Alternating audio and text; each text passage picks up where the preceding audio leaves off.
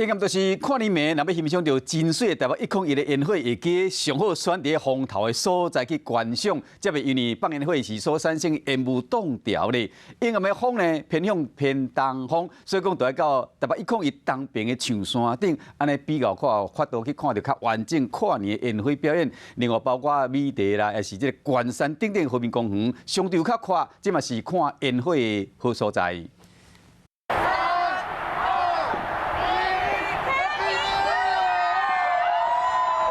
真水101烟火是台北跨年的重头戏之一，今年时间有到360秒。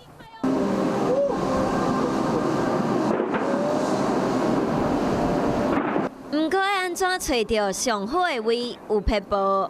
在烟火释放地点的上风处观看，就不会被烟熏的乌烟瘴气。而今晚吹的刚好是东风，在101大楼东侧的象山，就是最佳的观赏烟火地点之一。 有民众一透早就来这占位，阁有特别自外观市来的，都是为着要来看101的烟火。我们8点50从捷运站出发，之前都没有拍过。我台中人，然后第一次来跨年。在网络上有看到人在这边拍过，就来这边拍一下。